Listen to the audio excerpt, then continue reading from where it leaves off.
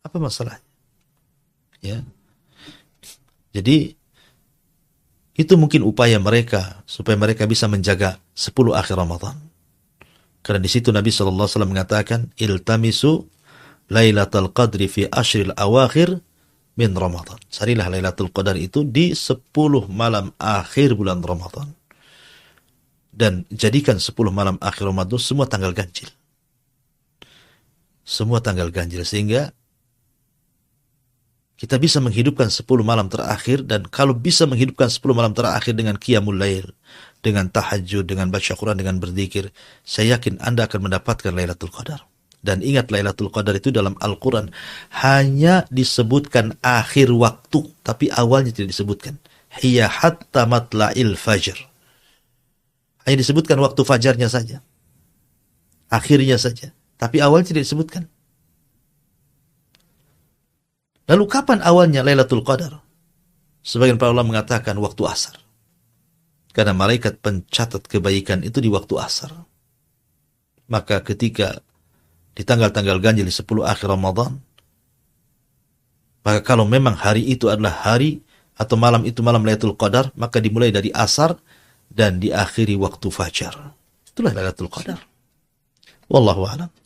Nah, Ustaz, pertanyaan selanjutnya dari Umu Jundi di Tiban. Assalamualaikum Ustaz, mohon penjelasannya, adakah keutamaan orang yang meninggal di bulan Ramadan, Ustaz? Ya, alhamdulillah.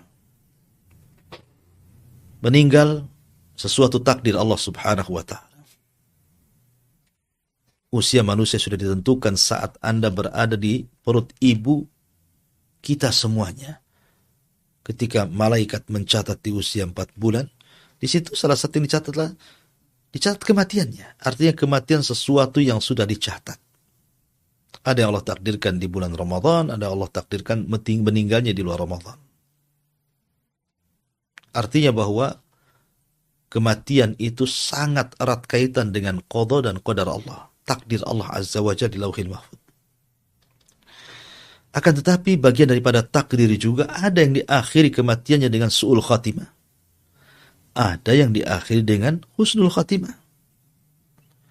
Salah satu ciri kematian su'ul khatimah adalah meninggal di tempat-tempat maksiat atau sedang bermaksiat kepada Allah Azza wa Jalla.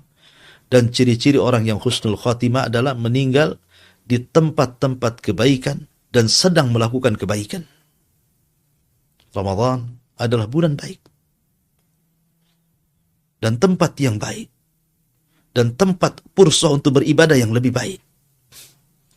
Kalau seseorang itu meninggal saat berpuasa di bulan Ramadan, atau saat tahajud, saat salat tarawih, saat baca Quran, dia meninggal dunia, dan dia ma'ruf dikenal dengan kesolehan dan ketaatannya, insya Allah kita hanya bisa melihat hukum zahir. Dia mudah-mudahan husnul khatimah. Mudah-mudahan husnul khatimah. Ya. Tapi kalau seandainya dia meninggal saja di bulan Ramadan, umpamanya meninggal di waktu maghrib bulan Ramadan, sementara dia bukan orang yang taat, tidak puasa pun walaupun dia muslim, tidak ikut tarawih pun walaupun dia muslim, bahkan meninggalkan salat, naudzubillah, kemudian meninggal di bulan Ramadan, apakah kemudian husnul khotimah? Ya tidak. Ya, dia tidak beribadah, tidak dikenal dengan ibadahnya, maka dia tidak husnul khotimah. Karena bukan penentu kalau meninggal di bulan Ramadan itu lantas kemudian meninggal di atas kebaikan. Adapun hadis tentang masalah idza ja'akum Ramadan futihat abwabul jannah, apabila datang bulan Ramadan pintu surga terbuka, seolah dipahami bahwa karena pintu surga terbuka sehingga orang yang mati di bulan Ramadan itu maka sudah dipastikan masuk surga. Bukan itu pemahamannya. Maksud pintu surga itu dibuka artinya kita dirangsang untuk mudah melakukan amal saleh menuju jalan surga.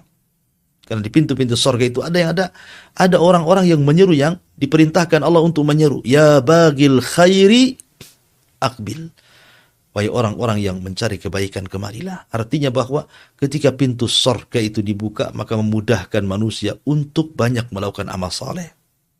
Wallahu a'lam. Ustaz, jazakallahu khair atas jawabannya. Pertanyaan terakhir, Ustaz. Ya. Dari Bapak Andi di Cirebon. Assalamualaikum Ustaz. Waalaikumsalam.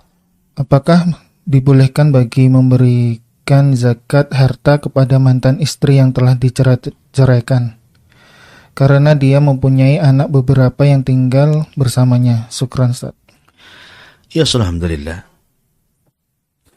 Memberikan zakat mal kepada mantan istri tidak ada masalah, karena sudah bukan orang yang wajib untuk kita nafkahi. Yang jelas sudah talak bain, maksudnya bukan talak raj'i. Talak bain, sudah jadi orang lain maksudnya. Karena zakat itu tidak bisa diberikan kepada orang yang wajib dinafkahi. Seperti orang tua, itu wajib dinafkahi bagi anak laki-laki. Kemudian anak-anak, pasangan, suami istri, pokoknya siapapun yang merupakan orang-orang yang ada dalam tanggungan kita, itu tidak wajib zakat kepada mereka. Tidak boleh Anda zakat ke orang tua. Memang sudah selayaknya kita membantu orang tua, bukan karena kita mengirim uang kepada orang tua sebagai uang zakat. Bukan, salah Anda. Ya. Ataupun kepada istri, kepada anak-anak. Tapi bagi orang yang sudah tidak ada hubung kait dengan kita, seperti yang Anda tanyakan tadi, mantan istri, akhirnya dia susah gitu kan. Kemudian Anda berikan zakat fitrah Anda kepada dia, tidak ada masalah. Ya, syukur-syukur kemudian sebab itu jadi rujuk lagi kan itu ya. Jadi tidak ada masalah, wallahu a'lam. Saya kira ini yang bisa saya sampaikan. Mudah-mudahan ada manfaatnya. Kita tutup dengan kafaratul majlis. Subhanakallah bihamdika asyhadu an la ilaha illa anta astaghfiruka wa atubu ilaik. Allahu ta'ala. Assalamualaikum warahmatullahi wabarakatuh.